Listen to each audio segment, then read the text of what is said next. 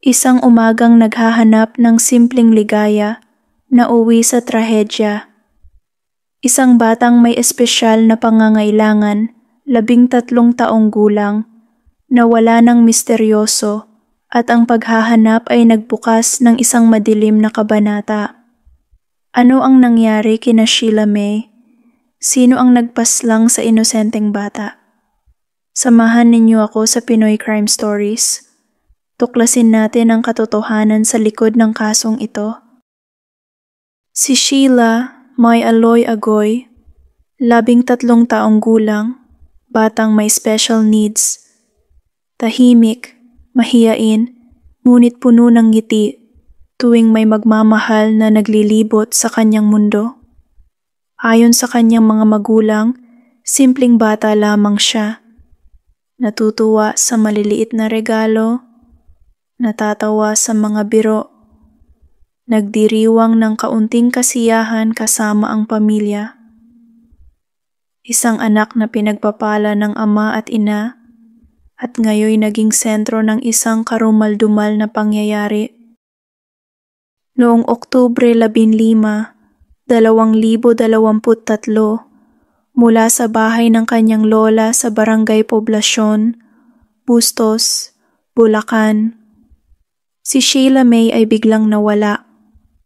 Umagang naglalakad lang, saka nawala ang mga yapak niya sa pampang ng panaginip ng pamilya.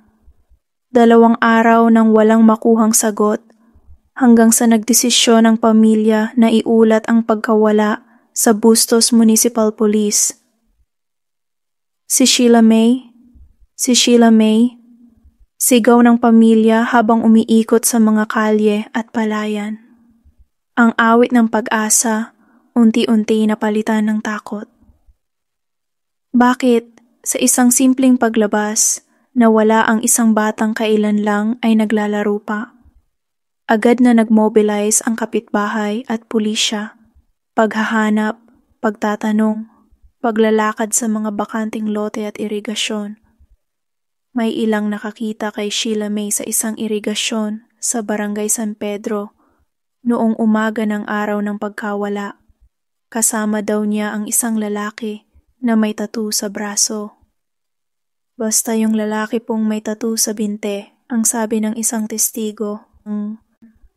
Ang pahiwatig na iyon, isang lalaki na hindi kilala sa komunidad, ang humantong sa paghahanap sa masukal na bahagi ng palayan. Isang hindi ka nais-nais na amoy ang nag-alarm sa mga nag-iimbestiga. Dito nagsimulang sumiklab ang pinakamasakit na katotohanan. Nang maabot ng mga awtoridad ang lugar, ang nakita nila ay isang bangkay. Nang hindi na makilala agad, ang tanging nagpakilala sa pamilya ay ang kwintas at ang damit na suot noon ng bata, mga bagay na may kahulugan, regalo ng ama, pang birthday. Ngunit ang katawan ay nasa advanced state ng decomposition. Bloated, may tela na tali sa 2 kamay, at wala ng mga damit na karaniwan sa isang bata. Si Sheila to. Si Sheila. Sigaw ng mga magulang nang makumpirma ang identidad, pero hindi na maibalik ang inosenteng ngiti. Ang pamilyang dati puno ng pag-asa, ngayoy nagdurusa sa tanikala ng tanong at galit. Ayon sa autopsy, saksak sa leeg ang lumabas na dahilan ng pagkamatay. May mga palatandaan din ng sexual assault, kabilang ang pagkawala ng mga damit sa itaas at ilalim. May mga hematoma at posibleng mga saktan na dulot ng matigas na bagay. Ito ang mga unang natuklasan ng forensic team, dokumentong magpapatindi sa kaso sa mata ng korte, ngunit magbibigay rin ng malalim na sugat sa puso ng pamilya. Ang usapin ng forensic evidence ay critical. Posible ba makahanap ng DNA? May na-recover bang ginamit na weapon? Ayon sa police report, wala pa silang hawak na konkreto.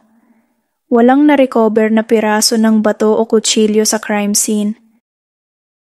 Nang tumutok ang investigasyon sa lalaking may tattoo, isang tao ang dinala para magpaliwanag.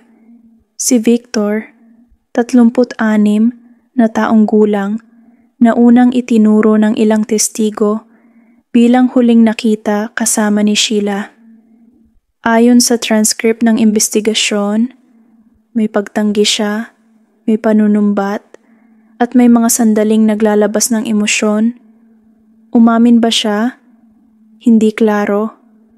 Sa harap ng mga pulis, wala akong alam, wala akong ginawa. Iyon ang sagot ni Victor. Ngunit habang pinipilit sa interrogation, may mga pahiwatig na maaaring may iba pang kasangkot. Dalawa sila, may kasama. Nakakabit ang mga tanong at ang pulisya ay hindi nagsasara ng pintuan sa posibilidad na hindi lang siya nag-isa. Importanteng tandaan, ang suspect ay mananatiling innocent hanggat hindi napapatunayang nagkasala sa korte. Ito ang batayan ng due process na dapat igalang ng lahat. Ang balita ng pagkamatay ni Sheila May ay kumalat sa buong Bustos, galit, lungkot, at panawagan para sa hustisya ang bumalot. May mga nagsasabing mabayad sila, may nananawagan na maanong sana makapanghuli.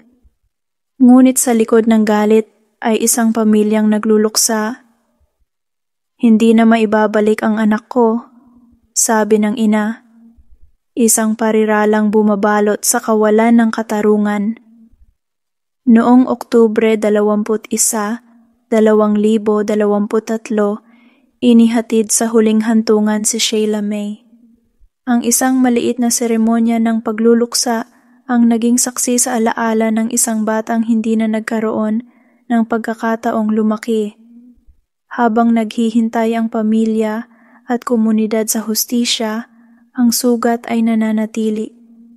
Ayon sa mga pahayag ng pulisya, isinampa ang mga kasong kidnapping with murder, rape with homicide, batay sa nakuha nilang circumstantial evidence at testimonies.